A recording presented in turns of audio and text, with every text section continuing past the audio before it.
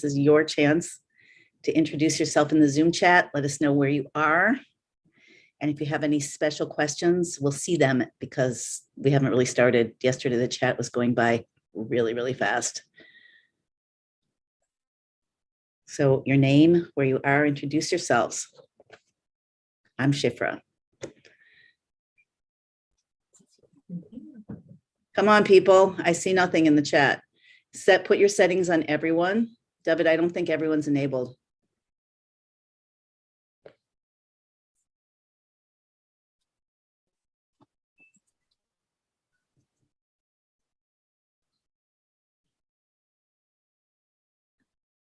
Okay. It's a quiet chat today. Yesterday, so far, I printed out the first chat from yesterday. Wow. I'm glad that's not mine. Okay, so everyone is enabled. So if you want people to see your questions and comments, just make sure you set your Zoom chat to everyone. Thank you, Gail, for being the first to jump in and say hi. Where are you? Marguerite, here. Where's here? Juanita, good morning. We're not doing locations today, I guess. Rachel from Rehovot. Shalom from Pennsylvania. That's D. 0000 from Boynton Beach. I was Ruth. Yeah, right. The chat was just enabled. Okay. Good morning from Phoenix, Cambria, Gil from UK. Now it's coming. Hadassah from Tulsa, Oklahoma. Cheryl from California. Chana from Charlottesville, Virginia. David from the living room. Sarah from Baltimore. Bensi from Israel. Debbie from Miami. Tovia in New Hampshire. Rabbi Winston is the first rabbi I really got into years ago, so this is so special for me. Wonderful. Barbara from St. Louis, Patricia from Colorado, Colleen from San Antonio. We have a lot from America today. Marguerite, Oregon. UK, Rosemary, Juanita from Houston, Robin from Wilmington, Hadassah from Israel, Sydney from Nashville. Okay, Leora from Jerusalem, Diana from Tennessee. I love seeing these. Adina from New York. Okay, keep introducing yourself. I'll tell you why. It's not just for me and for the speakers, and it does make a difference. Because imagine what it's like to sit here and we're seeing our faces. And you're seeing our faces, but we're not seeing your faces. So it really makes a big difference to feel the audience and know that the audience is there. We want your questions, we want your insights, and just your energy in general. And also secondarily, not secondarily, but the other piece of this is that it makes a big difference to you. How you listen. We're all multitasking most of the time. When you're here, just engaging, even sharing your name, even sharing your location, even saying hi, posting some little insight will engage your brain and what's about to be transmitted. And that's the case for every one of these calls. Okay, good. I see the introductions are still coming. All right, so let me do mine. I am very happy to bring you today Rabbi Pinchas Winston. Rabbi Winston lives in Telstone, Israel, close to Jerusalem. He writes full-time. He has a weekly sheet on the Torah portion called Perceptions and several books on various topics of Torah philosophy. Most of his books are available on Amazon or his personal website, which is 36.org. That should be linked up after the video's processed and posted. Under the video, that's 36 spelled out, 36.org. He's also uploaded videos to YouTube, some of which are recorded public lectures. Rabbi Winston attended Eish HaTorah, the Torah Seminary School, Yeshiva, in Jerusalem from 1981 to 88, during which time he received his rabbinic ordination. Part of his mission is to make some of the more mystical but relevant ideas accessible to those who may not have had the opportunity to learn them. That's most of us, as well as to heighten awareness of the need to yearn for redemption. Yearning for redemption is actually a big piece of what I like to call co-creation. I just like to use words that aren't typically used in the Torah community because I think it helps to make some of these concepts real. At least it does for me. So we are actually influential. We are actually part of the process of bringing in redemption. And one of the many ways that we do that is by yearning for it, by wanting it. If you don't want something, you're not going to do anything to make it happen. You're not going to particularly notice when it does happen. Might not be on your radar. So this yearning for redemption, which I'm sure Rabbi Winston will talk about more, is really key and part of what everybody here is doing by coming on and using your precious time for these calls when there's so many other things that we could do. That is part of the yearning for redemption. So you're actually helping bring it in, and I want you to know that. So again, to continue, some of the ideas that he does talk about and probably will talk about is the need to yearn for redemption, the role that the Holy Land, Eretz Yisrael, the land of Israel, plays in the redemption process, and much more. Okay, so with that, Rabbi Winston, welcome, and thank you so much for being with us again today. Thank you for the opportunity. Okay, so why don't we start with, I see there's a question here already, about 36, but why don't we start with the idea of redemption and yearning for redemption? Like, what are we and who are we in this process that, basically is a divine process? God created the world. God is going to bring redemption when he does. We don't seem to be able to make it happen directly by wanting it or whatever. So what is our role, and how do you see that? And how do the prophets see that? Well, this is a major component, obviously, of surviving exile and ending exile. That's one of the main things that we can do. We're pretty powerless in other respects. We're very small people. We don't have the largest army. We don't have the greatest influence in the world, and yet the world tends to revolve around the Jewish people. What happens in Eretz Yisrael, and one of the reasons why is because we have the koyach, the power of tefillah, of prayer, and ratzon, will. And it says that the tzaddikim, the righteous people, that they will and God fulfills. So even though most of us probably would not consider ourselves, to be righteous per se, but nonetheless, it's something that can vary from person to person, and an act of righteousness can be done by anybody. And when a person focuses on redemption and they yearn for it, you have to understand it's a package deal. You have to understand what you're actually saying with that statement. You're talking about the fact that it bothers you that the entire Jewish people are not living in Eretz Yisrael as we're supposed to be, as it's in the Torah, as Moshe Rabbeinu tried to arrange, and all the forefathers and everything. It's what the Jewish people are all about. And I know it's a very popular topic for a lot of people living in the diaspora, who are still very comfortable and feel quite at home living there. But yeah, I'm so sorry to interrupt you. Really, I just want to make sure that you know that there are non-Jews in this audience. There are Jews that are not necessarily familiar with the term, and non-Jews that are not necessarily familiar. So treat this as, obviously we want the depth and we want the prophecies and we want your insights, but treat this as prophecy for dummies.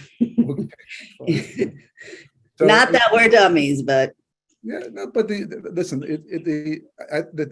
truth is that over the course of years, it's amazing how many letters I've received from non-Jews who have written to me and said to me, "What's with you people? God is giving you back the land. You see all the miracles that have taken place in the last 60, 70, 80 years. This is what you're supposed to be all about, and you finally have a chance to go home, and the doors are open, and people aren't interested." King David wrote in Psalms, right? He wrote chapter 102, verse 14 and 15. He said that the time will come. God will get up. He'll show mercy. The time will come because the time of the redemption will be here, and it explains why. Like what's going to trigger all of that. And it says because your people, they cherish her stones, and they want her stones and cherish her dust.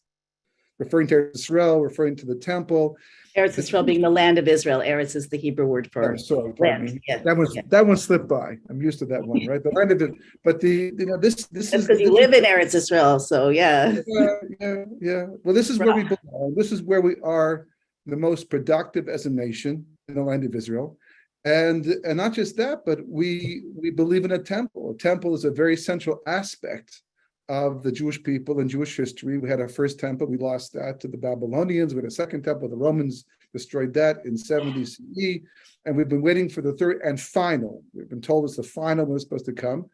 It's a central point of the Jewish people, but not just that, it's really the central point of the entire world. Once upon a time, even the non-Jewish rulers respected the temple, understood what it meant for the entire world, because ultimately speaking, that was the place that God allowed his presence to dwell amongst mankind, in mankind, and that changes everything. That's the Messianic era, that's the utopia, that's the perfected world, no more evil, all the things that we yearn for.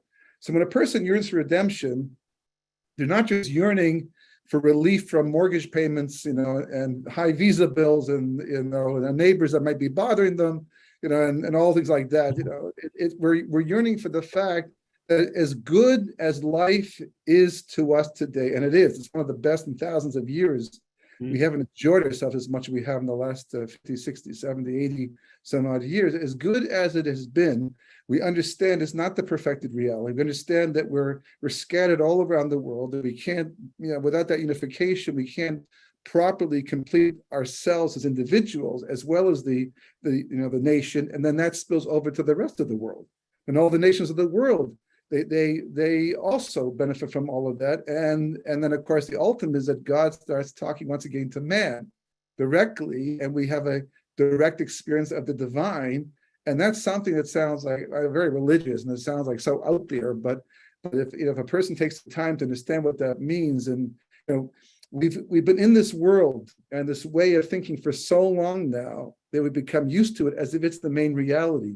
But all you have to do is open, the Bible or the book of the prophets or the writings, and just even read Josephus, and go back and see what history was like 1,000, 2,000 years ago. When you do the research and you try to transplant your mind and your emotions back then, you realize that our phase of history is really the new one and kind of the strange one, as much as we're used to it.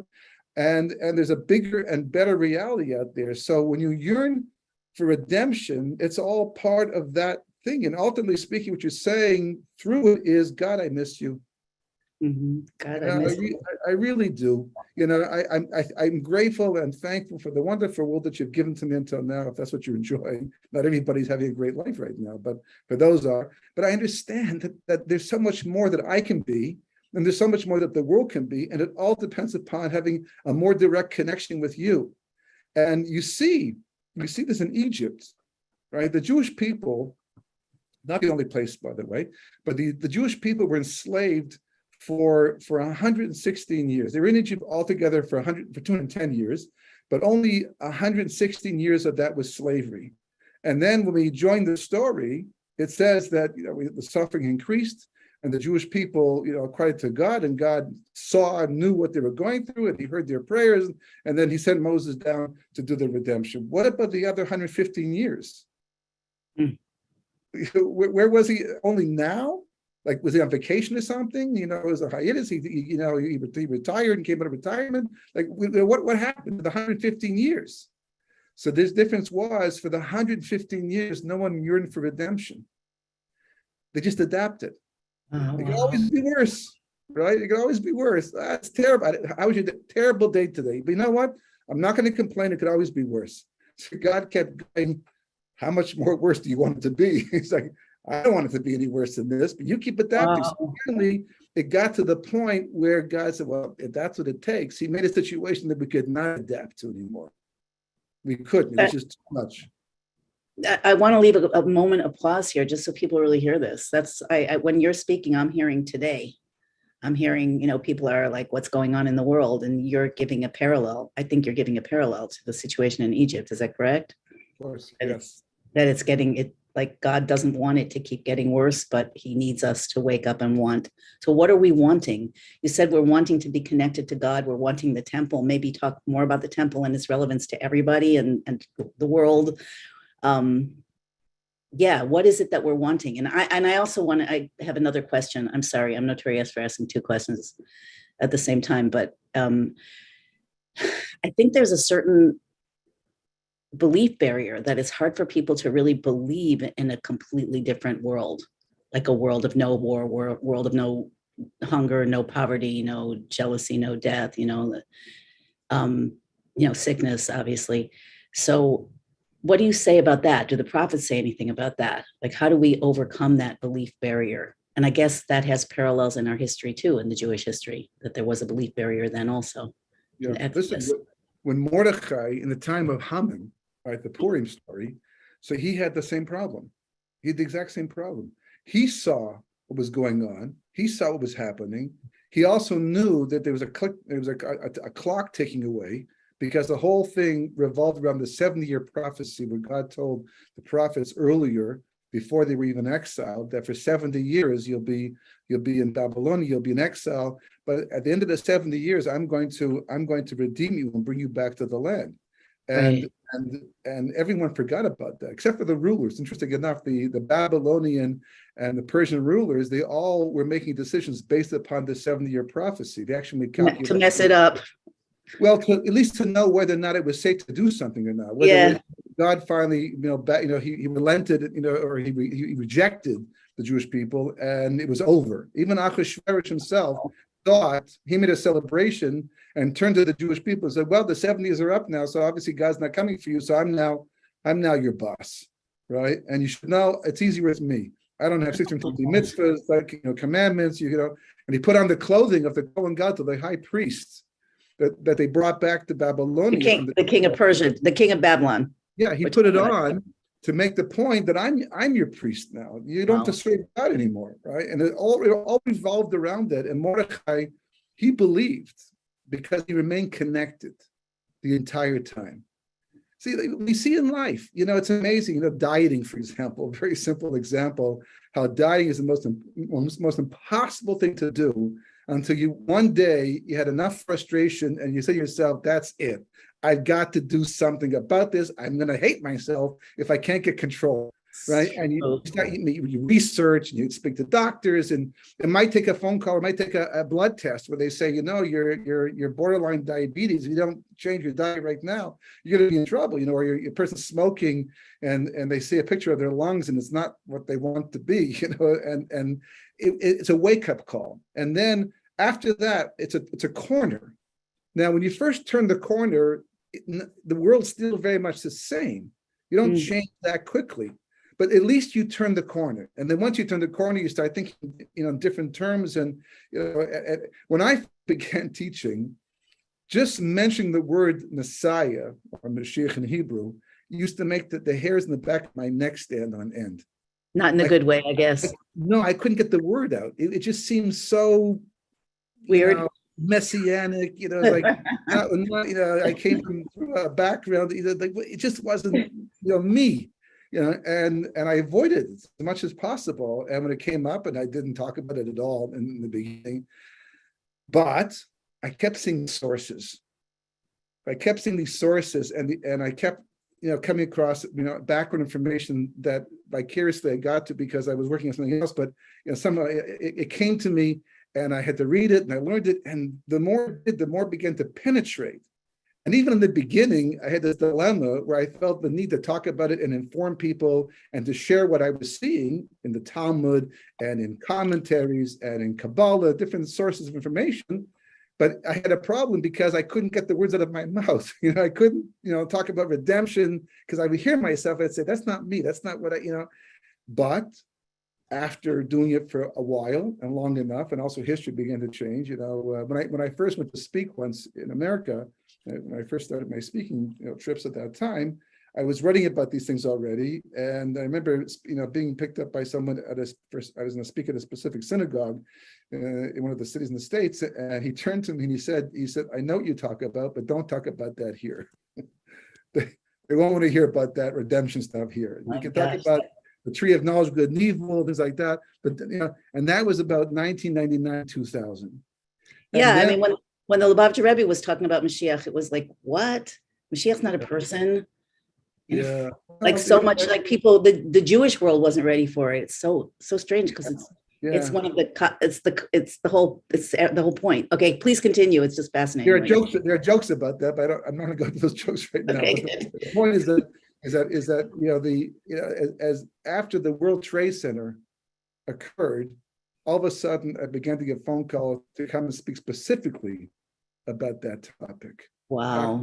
After Y2K, I literally, it was like night and day. Everything, one event just changed the mentality of the entire world, not just the Jewish world, but the non-Jewish world. I began to see the New York Times and the Washington Post and newspapers that never used the word Torah. Bible, maybe once in a while in the back section and family, something like that. Maybe it appeared there. Front page columns had the word Torah in it and talked about Armageddon and things like that. And there's a Y2K. It changed the consciousness. And that's what this is all about. It's amazing. Everything in life, as difficult as it may be physically, it's amazing how consciousness plays a major role. We had to move houses about 4 times. And every time we had to move it, pack everything up and then, move to someplace else and move to Israel, it's like the whole thing. I can't even imagine doing that today. I think to myself, having to pack, I can't imagine it, right? But I couldn't imagine it back then either. But because the situation demanded it, you rise to the occasion, you rise to the task, you change your consciousness. And that's what it's all about. That's what the summit is about. That's what all these, these books are about. That's what it's about. Just hearing the ideas over and over again until they start to seep in. And before you know it, you start to look at the world differently. Yeah, it's so true. So true. And when I guess, I keep thinking the last year or two that people, whoever wasn't looking at the world differently, whoever felt like or believed that the past was just going to continue to project itself into the future and things would be more or less the same, history repeats endlessly. Now nobody can really think that anymore. So now there's kind of an open space for, what is going on. Yeah. So what is going on? I was just discussing this idea on Shabbat with some friends of mine.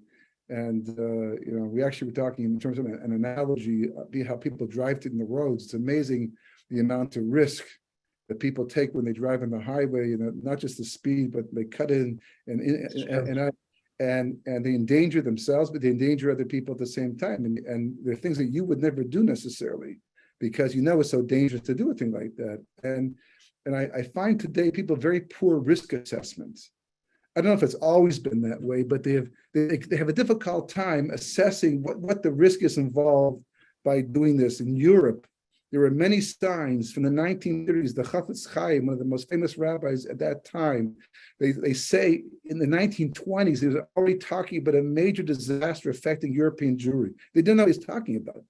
But he saw it coming. And he wasn't the only one, by the way, because rising anti-Semitism, the Talmud says, who is a wise man? Who's a wise person? Someone who sees what's being born. In other words, they look at the events of today, which aren't so scary necessarily, but to project into the future and say, where could this go? Now, without prophecy, without a prophet to tell you specifically where it's going to go, you're always going to be guessing to some degree, but this idea of throwing caution to the wind, and there are some people who don't take risks at all. There are some people who take some risks, and some people take all the risks in the world, right? And it comes down very much to risk assessment. And I think this is one of the things that you're able to sharpen as a skill once you simply learn Jewish history. I mean, one of the main motivating factors for me in getting involved in all of this was when I was working, one of my very first book I ever wrote was about Jewish history. And originally it was just to look at an overview of the chain of tradition going back to Moses until present day to show that it was an unbroken chain. Once I started working this, I looked at different angles, one of which was anti-Semitism. So I actually did a fair bit of research into anti-Semitism and read some very difficult books to read. And I started, this question began, to formulate in my mind without even consciously thinking about it, because I just saw this pattern, how we're always getting stuck at the end. We're always like, it starts off okay, some places it gets better than other places, then it goes downhill, but we never leave. Somehow we always get stuck. We never left on time. And I thought to myself, why don't we ever learn? So you're saying that's a theme in Jewish history specifically? Yes. People, okay. I'll bet it projects to other people as well in their own situations, but go ahead. Yeah. And, so I looked at this and I realized that it often comes down to the fact that people, they're not sensitive. Either they don't know, or they're not sensitive to the patterns of Jewish history and the way God talks to us through the events. So, for example, the average child today, the average young adult today, even let's say middle-aged person, doesn't make many connections between what's going on today in America or the world and Europe back in the 1930s and the 1920s. They don't see it as being the same thing because back then you had Nazis and you had rising anti-Semitism in Europe, and it was a different mentality, a different culture. Right. America has been great to us. Canada has been great to us. And Europe, even the last 50, 40 years has been okay for most Jews that live in Europe. And we're Australia, New Zealand, all these different places. So they don't see it as being, similar in any way. But there's one particular factor that even religious Jews don't take into account. And that is anti-Semitism is not racism. It's not racism.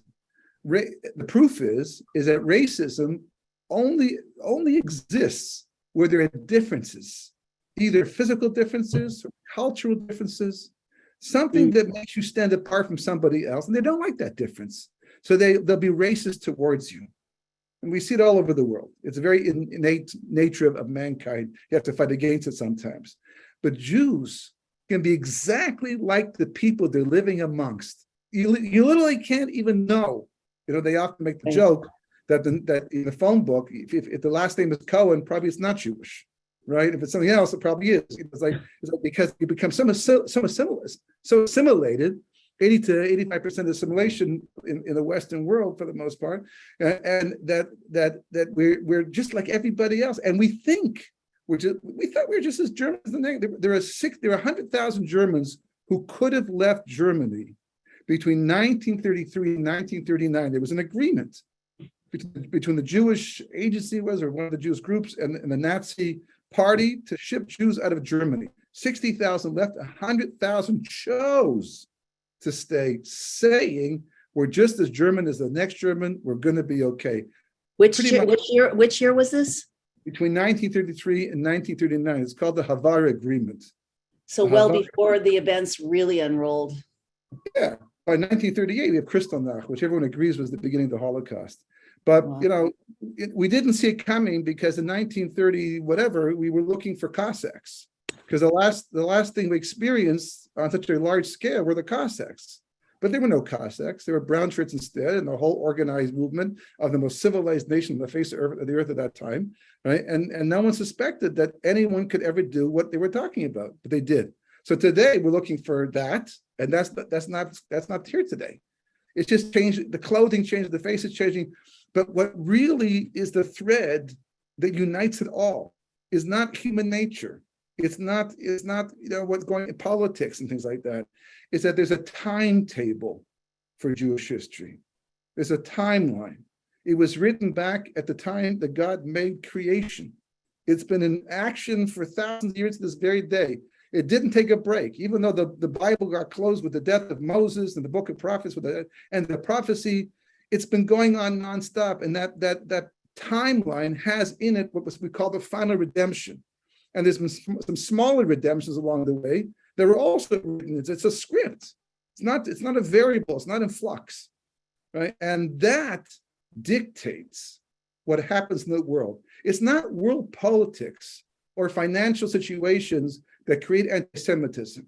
It's the need for the Jewish people to wake up and realize what God wants for them that creates the politics and creates the financial situations. Oh man, Jews to go where they have to go next. That's tough. That's kind of tough mentorship. Well, wow. I'll tell you, it's like in a classroom, right? Where you have children, different types of children. You have children who come to learn. They're good kids. They understand. Listen, they don't want to be there either, but they know they have to go to school. They want in the future, they want to go to graduate. They want to become a professional and take care of themselves. They have to start somewhere. They have to go to school. So they come, at least for the time they're in school, they learn. They sit down and they learn because that's what they're there to do. And there's other students who decide, something? Even though I've got to be here, I don't want to be here. So I'm going to do playtime, even while the teacher is speaking.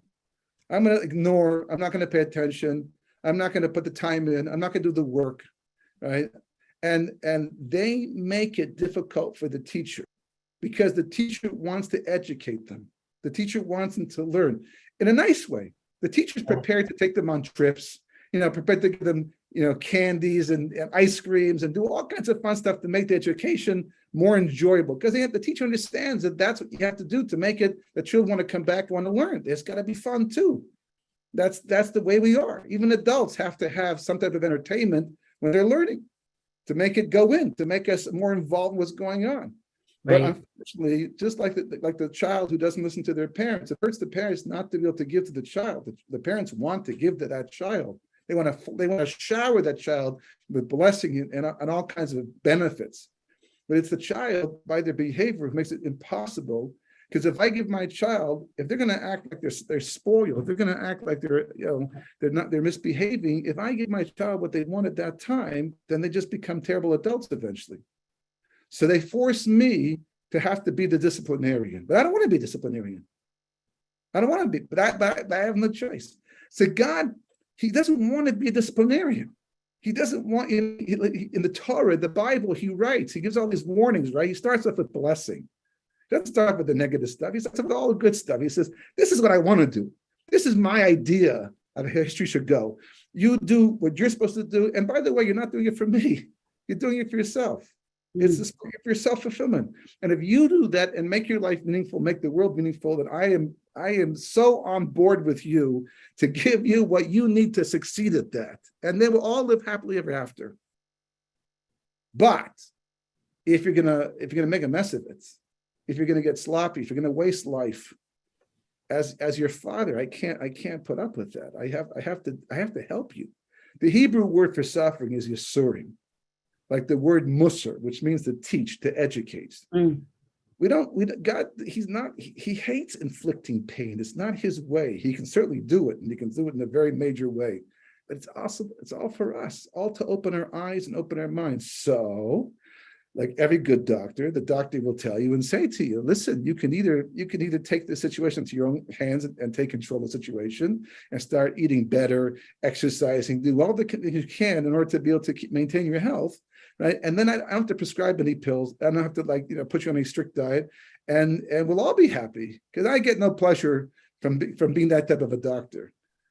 So based on what you're saying, that puts us in the position of almost, in a way, almost completely controlling the way that things unfold.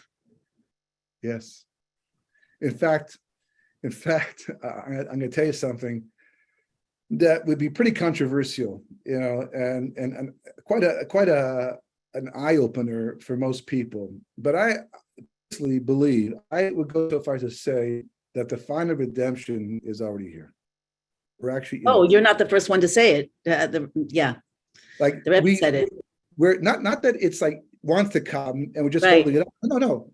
It's already happened. So now we have a problem. What's the problem? The problem is You don't see it. it's like, what's going on over here? Yeah. It's like, Don't look like redemption. Yeah, it's like, well, the truth is in some places it does, Yeah, and by the way, it's brought down that individuals can already live with the reality of redemption, even if the rest of the nation is not yet there.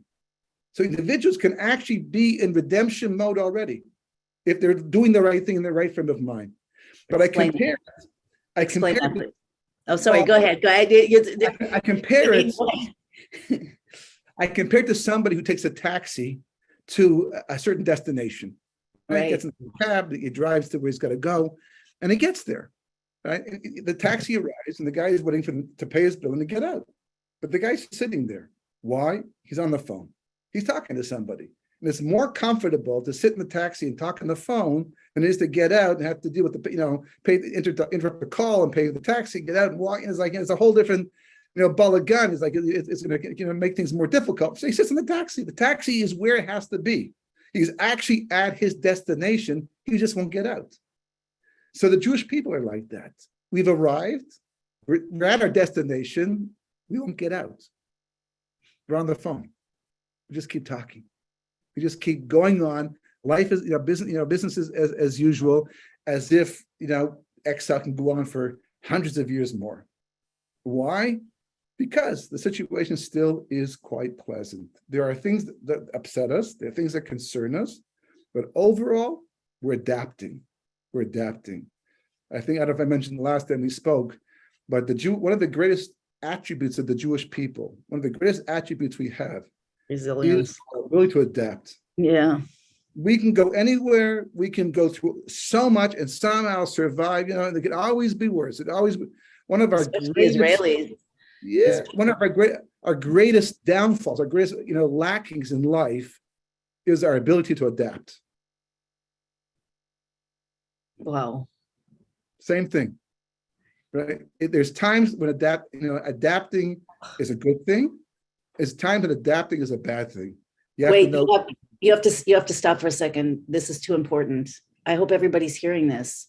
And Rabbi Winston, this obviously applies to everything in life. Like before you used the example of a diet or stopping smoking, that we adapt until adapting becomes, for the pleasure of it, until adapting becomes too painful. And you're saying, if I'm correct, you're saying that you're mapping that onto the entire process of redemption. Well, I mean, someone just wrote in and said, "Isn't this being a stiff-necked people?" I think that's what I just sort of flash across the screen. Right. And yeah, that's behind that adaptation, that we choose to adapt rather than change, even though the wise man sees what's coming up. People will talk about it and say, this is a concern, and you go to the barber shop and they're talking about what's going on in politics and how it bothers them, and they're worried about this and worried about that. And you go to the grocery store, or you go for Shabbat somewhere, and the kiddush, and they're all talking about it. They're all talking what's going on and the insanity and this thing, and yet nobody's doing anything about it. Few people. I mean, some people do. Some people do. They see it, they read the writing on the wall, and they do something about it. But the rest of us, it's human nature, right? There's an inertia that you have to overcome, to create that moment of change where everything is. My Rosh Hashiva, who was the head of my Yeshiva, Noach Weinberg, used to tell us all the time that it's that initial decision that's all the effort. Once you make the decision, it's like getting over the hill and skiing down, downhill. It's that decision. And our evil inclination makes it seem like, no, the decision is just the beginning of the problem. Then there's all the work that's involved after that. That's why Moses, just before he dies, he turns to the Jewish people. He says to them, he says, really, what does God even want from you in the end? Really, what does he want from you? Let's put a table. What does he want from you? You should fear him. That's all. And the Jewish people are going, what are you talking about? That's just one of 613 commandments. There's 612 other commandments besides that one. He wants a lot. And that's what Moses is telling them. No, you understand. See, when you love somebody and you believe in them and you believe they're out for your good, everything they want from you is a labor of love. You don't notice it anymore. It's not a commandment anymore. It's what you want to do. Yeah. But when you don't believe, you don't love or don't respect the other party, then everything they ask you is a burden. Even the stuff that's easy, it's a burden. That's the telltale sign of a relationship. So that's what Moses says. You have to do the work to get on the same page as God. There are two benefits to that. The first benefit is you start to look at history through his eyes, and then everything just lights up, and you see it the way it's supposed to be seen, and then you can make proper decisions. And the second thing is probably the most important part of all. You get tremendous heavenly help to carry out the task you have to carry out. And we all need that. We all need help from God. My mother used to always tell me, God help you. It's like, yeah, we need his help all the time, because if we don't have his help, we can't succeed at anything, but specifically at times like this. And if I can I add one more point to this? Please. And add a lot more points. We just just finished one of the weekly Torah readings last week. Was part Pinchas about the zealots on behalf of God, and the Talmud points out that don't think what he did was an easy thing to do, or that he was not subject to failure. He could have easily failed, and if he had failed, he would have been a murderer and hated by everybody. So you could say, well, his lucky day, everything lined up, all the planets lined up, and and the winds were, it's like the sun, he just had to be so grateful that it all lined up. No, the Talmud says 6 miracles were done for him to make him successful. He was doomed to fail, naturally speaking. If nature was the only driving force behind what he was doing, he was going to fail, because naturally speaking, the odds were against him by 1 billion to 1. So why did he succeed? Because once God saw that his will was to be on the same page as God, God said, I can work with a person like that. And I will work with a person like that. Wow. And he did work with a person like that. And our tradition tells us that as a reward, he became Elijah the prophet. He morphed into Elijah the prophet, who is the heralder of the final redemption.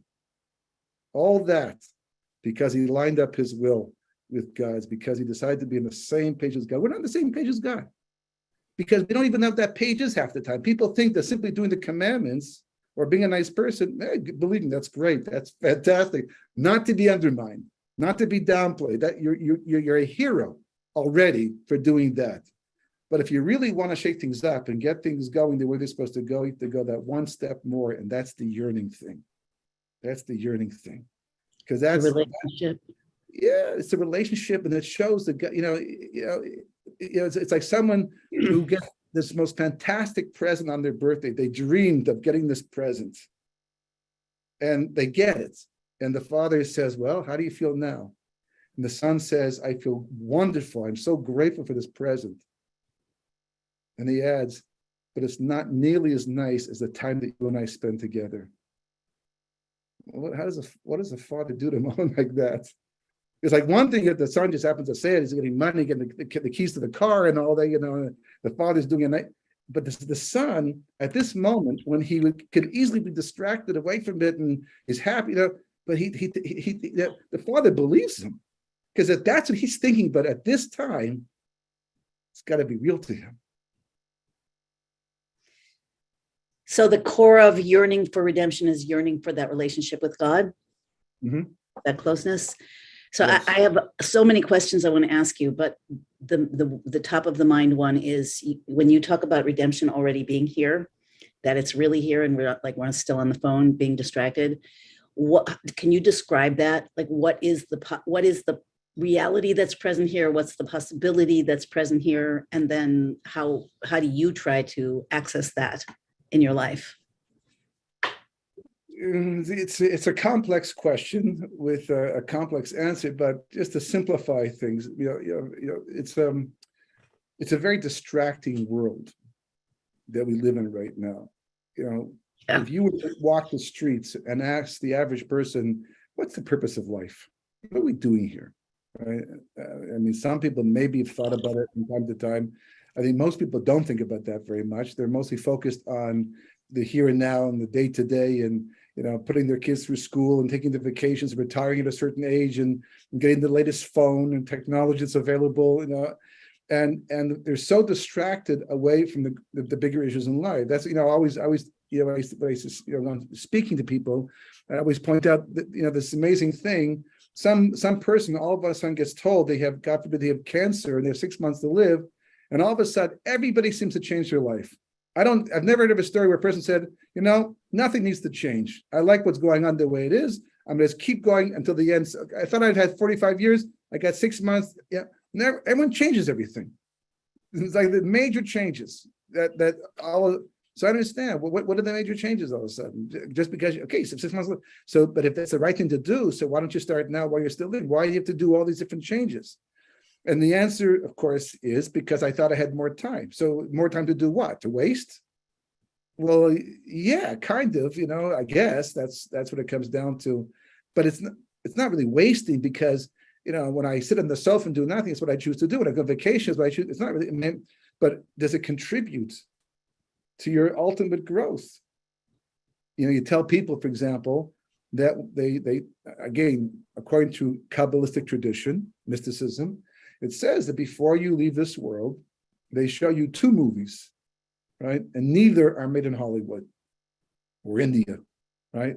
They're made in heaven, and they show you 2 movies. One movie is the movie of what your life could have been had you been on track, and one movie is the one that your life was. And you get to watch them side by side, and the pain of having to see only then. Another example, another analogy, right? It's like a poor person, for example, who's starving, and he happens to chance upon a bag, right? And in the bag, there's a sandwich. He looks around, there's no one there.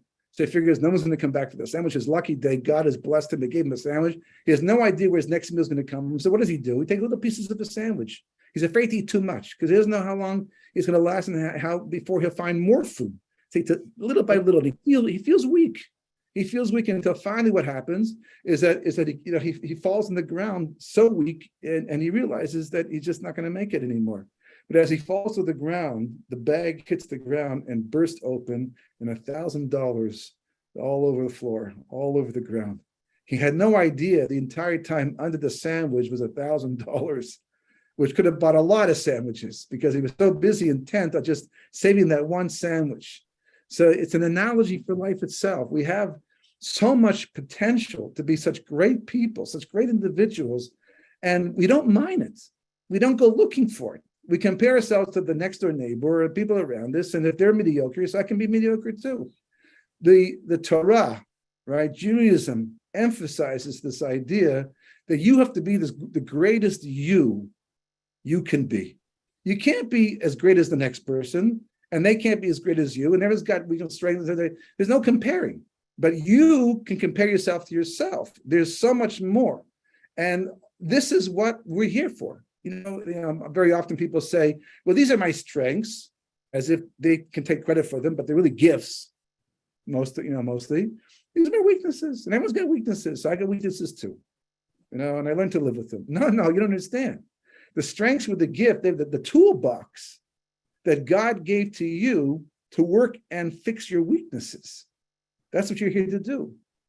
And that's all part of this picture, redemption, the whole thing like that. So what happens is that in order for free will, and this of course is the key factor to everything, free will, to be active. This is something we take for granted, but free will is what life is about. This idea of being able to make moral choices is what defines a person, how great you can be. And in order to be able to have free will, you have to be able to make a good decision and a bad decision. So there has to be some energy in the world that's drawing you to the wrong side. Otherwise, there's no challenge involved. And most people have no idea that that's not them. That negative energy is not coming from them. They're not evil. They're good. We're all mind controlled by design. Yeah, and that's there to challenge us, not to capitulate to. And the world basically has become such a distracting place and with so much competition and so much, in social media and the focus and everything, it's literally completely draws our attention away from ourselves. We're so busy looking someplace else that we actually stop looking. I'm actually writing a book right now called More of Me, because the whole book is just focusing on how to get to the essence of who you are. Because you know something, and this is going to come as a big surprise to everybody, we're all chasing after happiness, but there's no greater sense of joy than being you. So true. So true. I just have to ask you, are you saying when we're answering the question, what is the Geula that's present, the redemption that's present here in the world? Are you sharing this as the first or primary feature that what is it that what is the nikuda, the point of what you're saying, the main point that we have more access to our potential than before? Or how's that a difference between exile and redemption is what I'm asking. So the big difference is that, yeah, we're gonna become that thing. The only difference is it's going to become an automatic reality for which we cannot be accredited. It's like again, we're working to upgrade ourselves, basically. Yeah, it's like a person, for example, who has an exam. The whole point of an exam is to test you and to see what you know, how much you've learned. If you go ahead and steal the tests, or the teacher, gives the answers before you do the test, nothing, you can't be, you might get 100%, but it's not yours. It's not yours. And that's a very important point, but again, it's another discussion because there is this idea of the world to come, which is also part of the equation. But the main, without going there right now, the main point is that we're here to become what Kabbalah calls an Adam Shalim, a complete person, And there's a process. No, you can't cheat the system. There's no faking it. There's no, you can in the secular world, you can pretend to be things that you're not and get away with for the most part. But this you can't, because no one can really lie to themselves that much and be happy with themselves. It doesn't work out. We're not wired that way. So we're here to become that completed individual.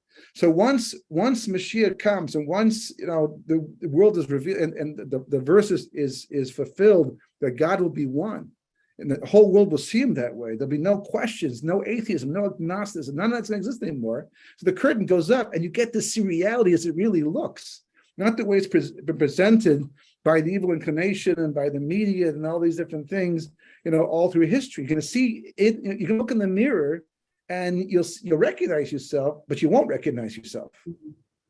And it's like all of a sudden, wow, I wish I had known that this is who I was. I would have worked on being this much earlier. So why didn't I? Because I got so distracted.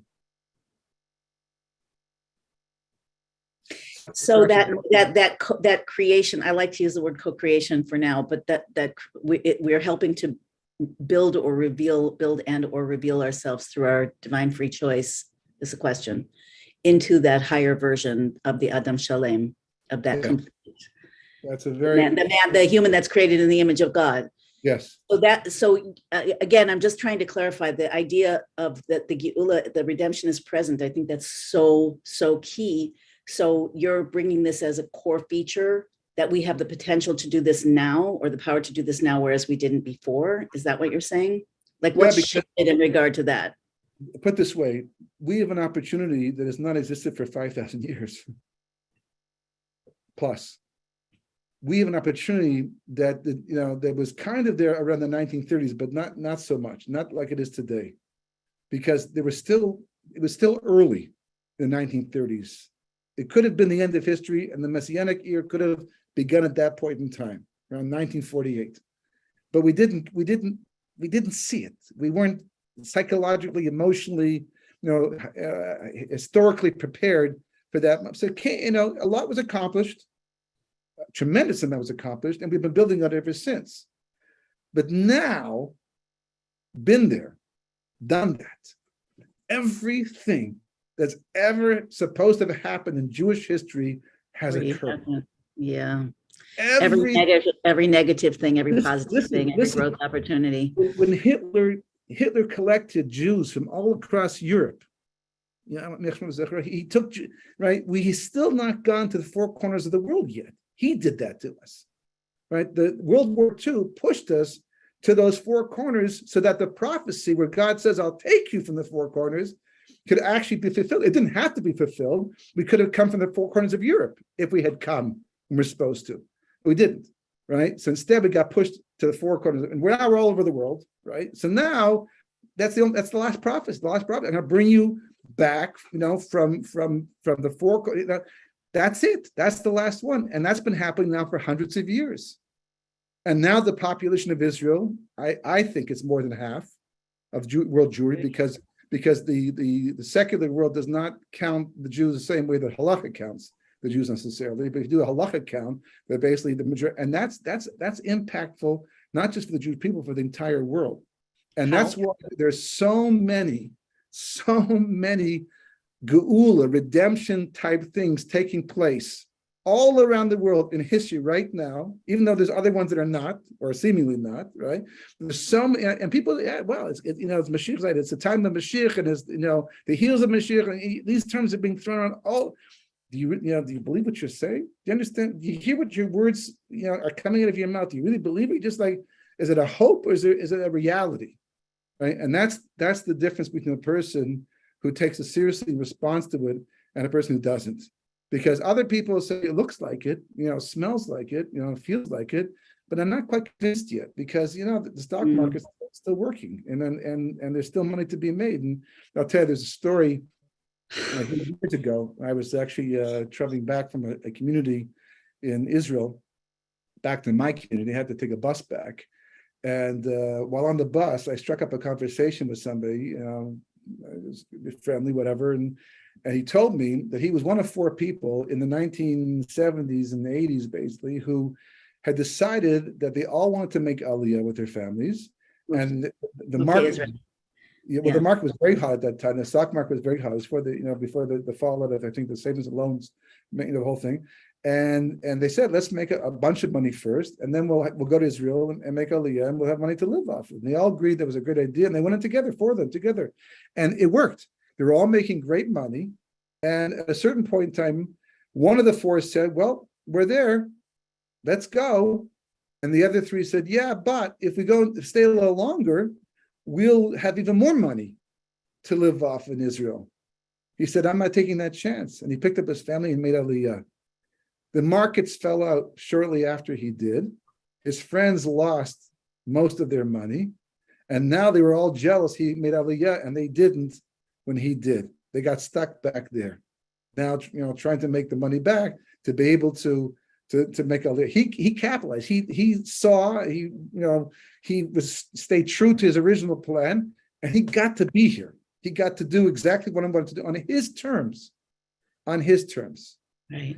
So Rashi in Parshas Vayelech, in one of the weekly Torah readings, talking about this prophecy about the ingathering of the exiles, and Rashi brings down the French commentator, right, who wrote back in the 1100s, right, on the Torah. He writes and he brings the action from the Talmud that says that the ingathering of the exile, the final ingathering of the exiles will be as difficult, I think, as creation itself. So what is that supposed to mean? So he says, because the Jewish people will not want to leave, that God will have to go get them by the hand. Now that sounds like an honor, right? Not really. You don't want to make God come get you by the hand. It's not something that you want to have happen. That's already like your mother or father saying to you, it's time to go home, and you said no 10 times, and now your mother comes and grabs you by the hand and slaps you out of the party because you're not listening. You're not responding the way you have to respond. And this perpetually has been the Jewish people the entire time through. And that was the answer to my question. There were two possibilities. I feel either one, God, is nasty and plays tricks on the Jewish people. He doesn't tell us what he plans to do and springs it upon us, and then we're not ready. So we get trapped. Or he talks to us, he sends us messages, he gives us warnings, and we ignore them.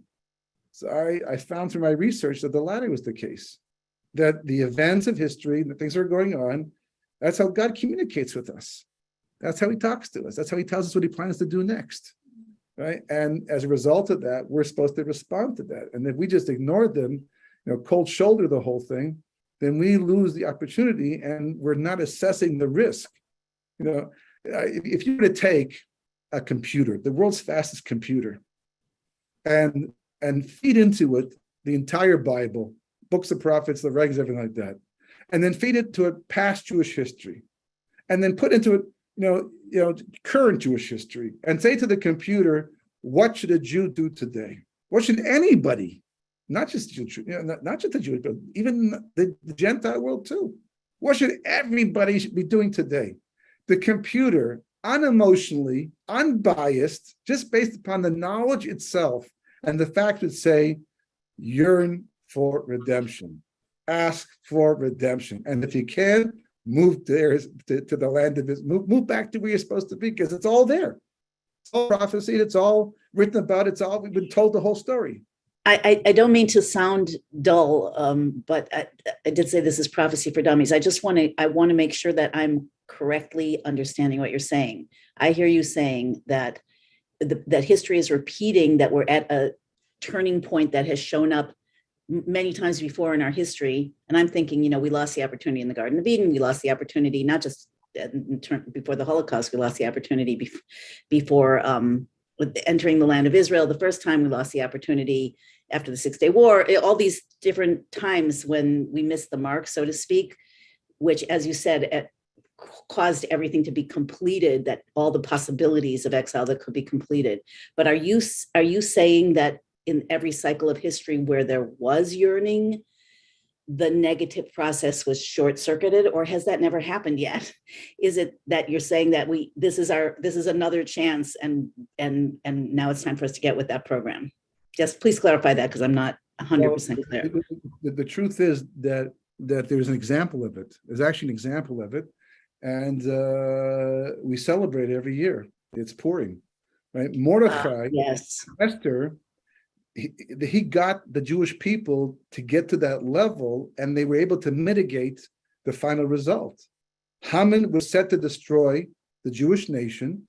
Ahasuerus gave him permission to do it. Everything was set in motion to have a Holocaust. Right. And Mordechai, Esther together, right? They get the Jewish people, they assemble to pray to God, but the praying to God is not just, save my life and save us from this evil person. It's like we're recognizing by doing this, we're making a statement by doing this, that we understand that we drifted and we have strayed, and now we're returning and we're coming back. And as a result of that, 70 years, it comes up exactly on time. God, God, if you want to go really behind the scenes, right, the whole thing, the point is that the 70 years, that was the issue.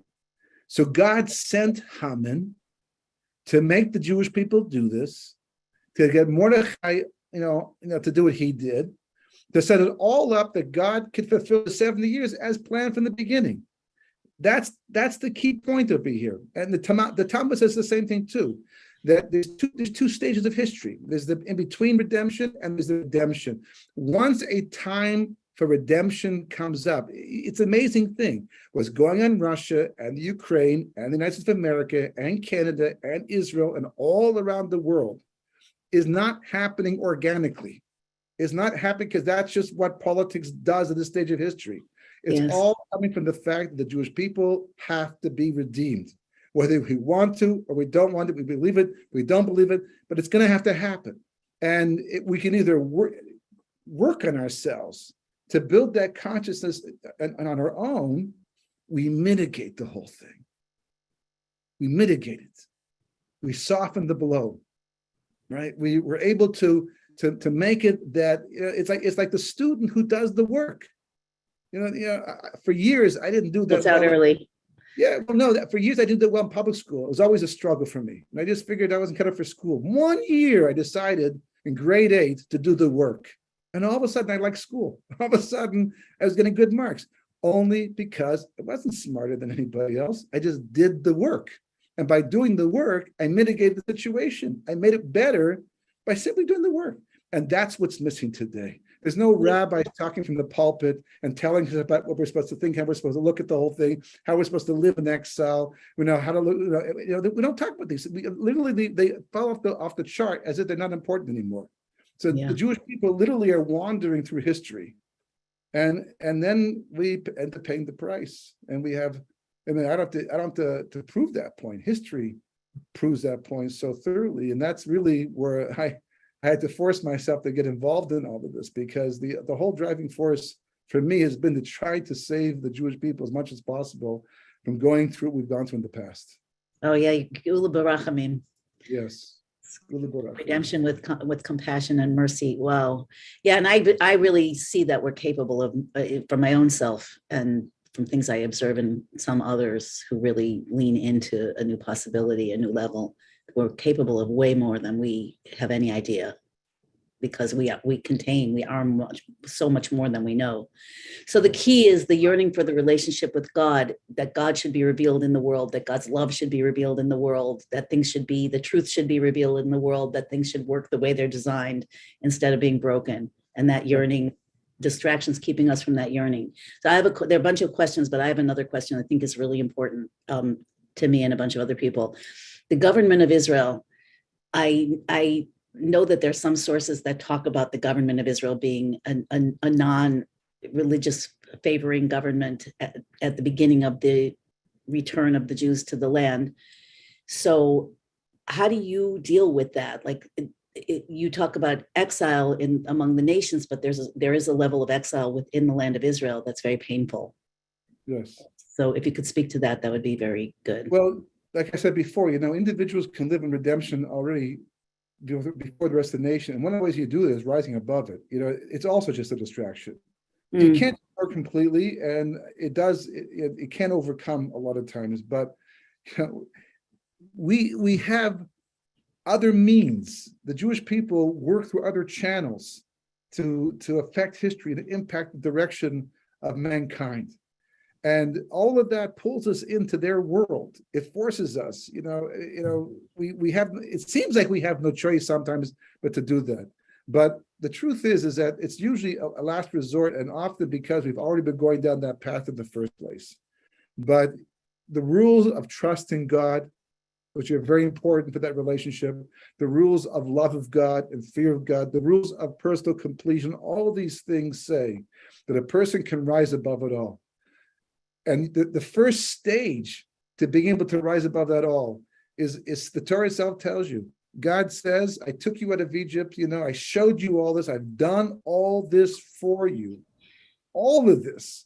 Atah haresa ladas. You have been, nobody has ever done such a sound and light show and the whole thing, all of it, so much. I could have taken one plague, could have freed you from Egypt, one plague. I gave you 10. Right? I didn't need to split the sea. You already passed it. I brought you back and then I split it. Why? Why did I do all of that? To teach you one concept that you should know through and through in every bone of your body and live your life by it as much as possible. Ein od milvado. There is nobody else but God. A guy talking to you, the guy cutting you off on the highway, the person in the post office, the person in the local store, your next door neighbor, even your spouse, your children, whoever is interacting with you, that's just God working through them. Now they have their own will between them and God too, but in your world, everybody, it's all God. It's all God. The government, it's all God. God, he put them there, right? He put Haman into place, and he did. It's all him. And the Sitra Achra, which, Satan, whatever you want to call him, but that other force, that negative force in creation, he's so busy trying to convince us that there are other powers in this world besides God, that there are people out there who can do things that God doesn't like, and he would stop if he could, but they got the power to do it anyhow. Doesn't make a difference who you're talking, but it's ein od milvado. If a person lives by that idea, and you have to understand, it's not just like know it and repeat it and say it, but it's like when you look at the news and you see what's going on and you're about to get upset about what you're looking at, but before you do, a little voice says, no, that's just God working through the news. That's just God working through it's all God. It's all God. And you can do that, then you're living by it. But if you didn't react for one emotion, like you're upset or angry, like as you're personally offended, it's not there yet. And that'll just allow you to be, dragged into it. And then you are subject. This is what it says in one of the, classic works about trusting God. It says that, the punishment for not trusting God is that God will leave you in the hands of things you trust. And they don't have the power to give what you want. So it's all cause and effect. Yeah, that's all choice. That's all it is. Our cause, our effect. Mm. Well, and what do you say to the, well, first of all, what do you recommend or what do you do yourself when you're triggered into fear? What do you, because people do get triggered into fear. That's a natural response. And by the way, part of that question is that we are created with our inner potential, but we're also created with our distractibility and our resistance and that inner negative voice of the snake. What are tools or suggestions that you have? What do you work with yourself? I'll tell you one idea, and I'm sorry, I'm going to cut out because I have to still have a minute today. Okay. But the Talmud says that a person only sins if the spirit of insanity enters them. In other words, nobody in their right mind sins against God. So that raises a halacha question, a legal question. We know that someone who's not in full control of their faculties is not obligated to keep the commandments, and they're not punishable for their sins because they're insane on whatever level. Right? Even in the Western courts, you can plead insanity and get reduced sentence to get off. We understand that you weren't who you normally are. So the question is, then why is there a Day of Atonement? If every time I'm sinning, I'm basically insane, so why is there a Day of Atonement? Why do I have to do tshuva, repent? Why? I'm not, once I go back to being who I am, that's me. So the answer they give is so profound and beautiful, and for me was a game changer. You're right. You're not punishable for the sin. You're punishable for the time between the last sin and this sin where you didn't work on yourself, so you couldn't find yourself in a position next time to do the sin. Wow. That's what you're punished for. Because in those quiet moments, you were yourself. You were clear thinking. You had the peace of mind and the calm to read the books and to ask the questions and to work on yourself and to integrate. You had that presence of mind. And instead, you got distracted and got involved in other things, figuring it's not going to happen again, and it happened again, right? So you're right. At that moment, if a person is high strung and they have temper tantrums all the time, right? And you really want not to have a temper tantrum. So in between those hot key moments, you work on yourself and you work on trying to avoid those type of situations. As I used to, again, dieting is one of the best analogies I know. Yeah. If a person decides to go to a wedding on an empty stomach and they're dieting at the same time, forget it. It's game over. You've lost before you left. But if a person says to themselves, no, I want to keep my diet even at this wedding, while they're at home and there's no temptation, you eat a lot of carrots and celery and lettuce. You yourself, you kill your appetite before you go. So when you get to the wedding, you're prepared. Now you can control your appetite. And that's the biggest mashal for life itself. It's those quiet moments that we've been having right now, and we were having for the last 25, 30, 40, 50, 60 years, quiet moments. Not to go on vacation, not to say anti-Semitism is dead, not to say that we're finally free of all no, those are the quiet moments preparing us for the end of days, to work on ourselves, to do what has to be done, so when it finally happens, we're prepared. And we're safe and protected. Yes, it's a package deal. So it's all about all about self-growth, wisdom, transformation, the Torah coming down into your every moment of decision in the life that God is bringing to you in real time, and how you interact with that, knowing that you can change everything by changing yourself. Yes. Wow. Okay. There's a question about taking questions. Rabbi Winston says he has to go to his prayers. I don't know if you have time for one or two more questions or no. I have time for about, I can go for another 6 minutes, 5 minutes now. Okay, so Tobia asked, Tobia, what's your question? Quick. Oh, can you explain the idea of transitions from the current age and pre-Messianic generation to be in stages? That's A, to be the Messianic stage itself, to see Olam Haba, the world to come, and how aspects of what comes next begin to manifest in the time frame leading to the next. Well, that's a short question. That's definitely that's an answer I can give in 10 seconds. Yeah, right. I mean, basically, it's what the main. I'll tell you, the main way to sum it up is that evil disappears in the world. Ask yourself one question: what would the world look like if there was not 1 ounce of evil in it? Perfect. What would the world look like? No, it takes some time to imagine, because I did this one day. It blew me away.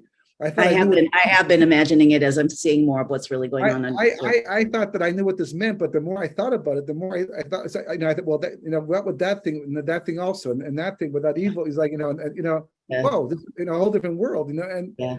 that's the main transition, right? And as a result of that, that makes it that we no longer have an evil inclination because we have such clarity. But the main thing is that God pulls the veil off.